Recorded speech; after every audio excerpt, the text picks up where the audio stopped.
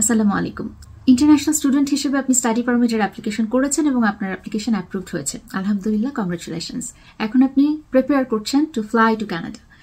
এই সময়ে অর্থাৎ ফ্লাই করে যখন আসবেন তখন পোর্ট অফ এন্ট্রিতে অর্থাৎ এয়ারপোর্টে আপনার কাছে সিবিএস অফিসার কি ধরনের কাগজপত্র দেখতে চাইবে, কি কাগজপত্র আপনি সাথে রাখবেন, সেটা নিয়েই আজকের আলোচনা। মনে রাখবেন, 1 নাম্বার এবং মোস্ট ইম্পর্টেন্ট ডকুমেন্ট হচ্ছে আপনার লেটার অফ ইন্ট্রোডাকশন, যেটা আপনি আপনার ডিসিকে অ্যাকাউন্টে পাবেন।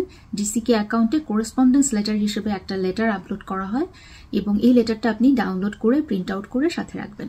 2 নম্বর ডকুমেন্ট হচ্ছে অফকোর্স ডিএলআই থেকে পাওয়া লেটার অফ অ্যাকসেপ্টেন্স। আপনি যে ইউনিভার্সিটি বা কলেজে ভর্তি হয়েছেন তারা আপনাকে যে লেটার অফ অ্যাকসেপ্টেন্স দিয়েছে এবং যেটা দিয়ে আপনি আসলে স্টাডি পারমিটের অ্যাপ্লিকেশন করেছেন, এই লেটারটা সাথে রাখবেন। 3 নম্বর হচ্ছে পিএএল, প্রভিন্সিয়াল অ্যাটেস্টেশন লেটার, যেটা প্রভিন্স আপনাকে দিয়েছে। 4 নম্বর ডকুমেন্ট হচ্ছে আপনার মেডিকেলের যেই প্যানেল ফিজিশিয়ান থেকে পাওয়া যে শিটটা আছে, যেটা প্রমাণ করে যে আপনি মেডিকেল করেছেন একজন প্যানেল ফিজিশিয়ানের কাছ থেকে। আপনি জানেন যে মেডিকেল একবার করার পরে এটা 12 মাস ভ্যালিড থাকে। তো এই 12 মাসের মধ্যে যদি আপনি ফ্লাই করেন তাহলে তো যেটা করেছেন সেটা দিয়েই হবে। কোনো কারণে আপনার ফ্লাইটে যদি ডিলে হয় বা আপনি দেরি করে আসেন এবং 12 মাস সময় পার হয়ে গেছে, ইন দ্যাট কেস মনে রাখবেন মেডিকেল আরেকবার করতে হবে। মূল কথা হচ্ছে আইএমই শিটটা আপনার সাথে রাখতে হবে, ইমিগ্রেশন মেডিকেল এক্সাম যে শিটটা আপনাকে প্যানেল ফিজিশিয়ান থেকে দিয়েছে।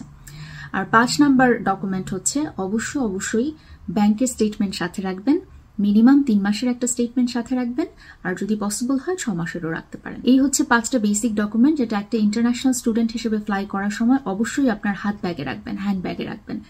যারা আসছেন এই বছরে, এই ফল থেকে যারা জয়েন করছেন, বিশেষ করে সবার জন্য অনেক শুভকামনা। ভালো থাকবেন। আল্লাহ হাফিজ।